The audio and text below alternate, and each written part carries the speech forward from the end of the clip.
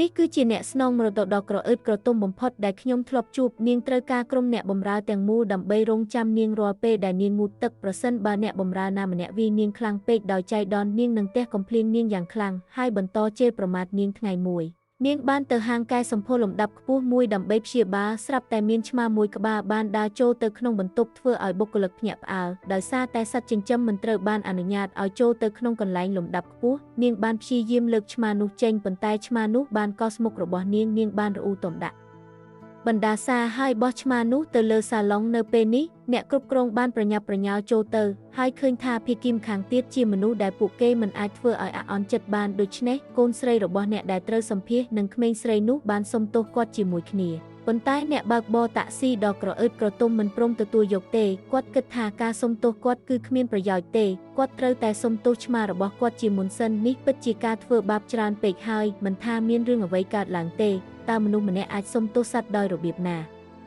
ក្រោមការជំរុញរបស់អ្នកគ្រប់គ្រងក្មេងស្រីនោះអាចសុំទោសកូនឆ្មាដោយបន្ទាបខ្លួនបានប៉ុន្តែអ្នកបើកបរតាក់ស៊ីមិនឈប់ឈរដោយជឿថាការអន់ក្បាលនិងការសុំទោសមិនអាចទូទាត់សងសម្រាប់មោទនភាពរបស់ឆ្មាបានទេដើម្បីរក្សាការងារដែលនាងខំប្រឹងធ្វើក្មេងស្រីនោះបានលុតជង្គង់នៅពីមុខកូនឆ្មាដោយទប់ទឹកភ្នែកគាត់មានអាឡែស៊ីនឹងរោមឆ្មាប៉ុន្តែភ្លាមនោះគាត់ត្រូវបាន Shera ហៅមកព្រោះគាត់មានអារម្មណ៍ថាបច្ចេកទេសម៉ាស្សារបស់ Shera ល្អហើយចង់បាន Josie គាត់បានម៉ាស្សាកូនប្រុសរបស់គាត់ Josie ភ្លាមដោយដឹងថាគាត់មិនអាចធ្វើឲ្យគាត់អាក់អន់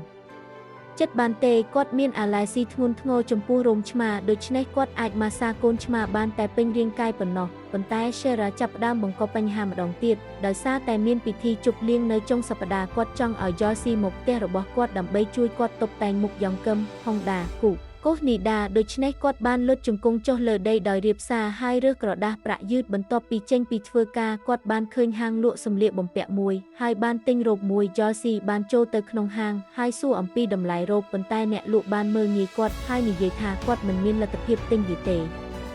Josie ញឹមដោយមើលងាយហើយសម្លឹងមើលអ្នកលក់ដែលមើលងាយគាត់ដូច្នេះគាត់បានយកក្រដាសប្រាក់មួយបាច់ចេញពីកាបូបរបស់គាត់ហើយបោះវាទៅអ្នកលក់យករ៉ូបមកឲ្យខ្ញុំពេលនាងទៅដល់ផ្ទះនាងបានប្ដូរទៅជារ៉ូបថ្លៃហើយឃើញខ្លួនឯងដ៏មានមន្តស្នេហ៍និងភ្លឺស្វាងនៅក្នុងកញ្ចក់